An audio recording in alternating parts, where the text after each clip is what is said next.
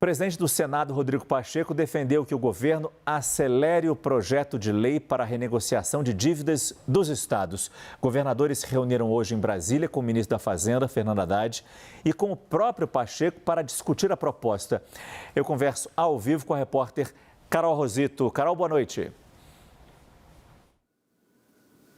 Oi, Márcio. Boa noite para você. Boa noite a todos. 7 governadores, viu, do Sul e Sudeste, ali São Paulo, Rio, Minas, Espírito Santo, Paraná, Rio Grande do Sul e Santa Catarina, estiveram aqui em Brasília logo cedo para uma reunião com o ministro Fernando Haddad. Ao longo da tarde também se encontraram com os presidentes Rodrigo Pacheco do Senado e Arthur Lira da Câmara dos Deputados. Principalmente ali na pauta de discussão, essa proposta em torno da renegociação da dívida dos estados. Os governadores ouviram de Fernando Haddad uma proposta que foi, então, oficialmente ali apresentada, aos entes federativos, que trata o seguinte: a ideia, segundo a União, seria amortizar e reduzir os juros cobrados, então, aos estados, na dívida, dos estados com a União. A ideia seria os estados que aderissem a esse pacto tivessem uma redução de juros ali temporariamente reduzidos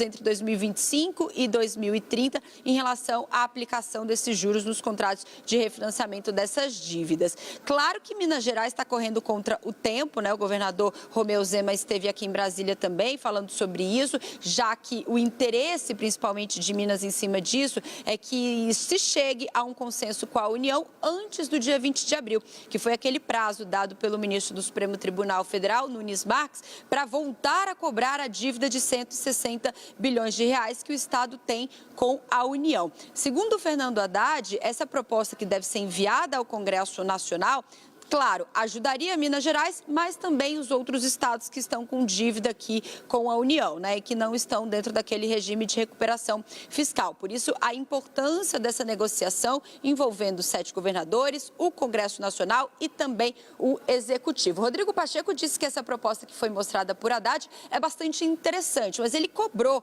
uma celeridade até por conta desse prazo do dia 20 de abril, dizendo que em 10 dias, mais ou menos, essa proposta poderia ser apresentada para eles conseguirem votar aqui nas duas casas. A gente separou, inclusive, um trecho da fala do presidente do Senado, logo depois da reunião com os governadores, ele explicando melhor sobre a sua intenção em cima desse texto. Vamos ouvir.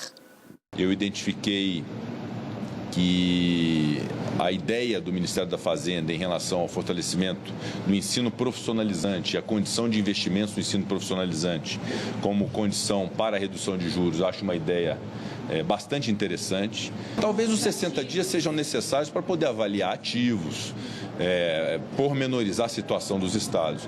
Mas para a concepção de um programa federativo de solução do problema do endividamento, definitivamente nós não precisamos desse prazo. Eu acho que a dedicação ao longo do feriado de Semana Santa seria suficiente para poder apresentar um projeto sustentável, bom para a União, bom para os estados e que equacione o problema da dívida. Os estados querem pagar, a União quer receber, os estados que tenham ativo e que entregarem esses ativos têm algum tipo de proveito nessa negociação com um desconto de juros e abatimento do valor consolidado.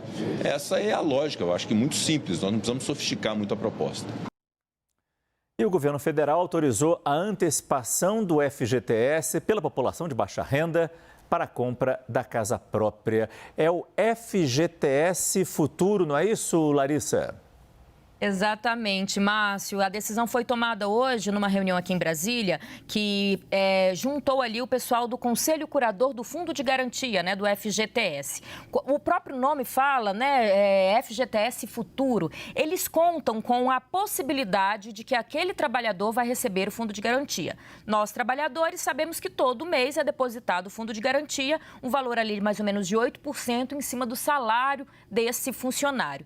Então, qual que é a intenção com isso? Que essa renda, que esse 8% a ser depositado pelo patrão na conta ali do funcionário, possa valer, primeiro, enquanto verba para o que essa pessoa que puder financiar pelo Minha Casa Minha Vida um apartamento, uma casa, possa quitar mensalmente. Então, ele aumenta a disponibilidade de dinheiro, digamos assim, daquele trabalhador para pagar mensalmente ou mesmo na hora de analisar qual o seu rendimento para poder disponibilizar um empréstimo. Inicialmente, a ideia, como você disse, é para a população de baixa renda. Me informaram, inclusive, que vai ser para quem recebe até R$ 2.640 por mês. É uma espécie de teste. Dando certo, a intenção do governo, e aí precisa ser aprovado novamente pelo Conselho, é ir aumentando essa faixa de renda. E um detalhe importante é que só vai valer para novos financiamentos. Aqueles que já contam com financiamento de apartamento e casas do Minha Casa Minha Vida, não. A ideia mesmo é, colocar ali mais verba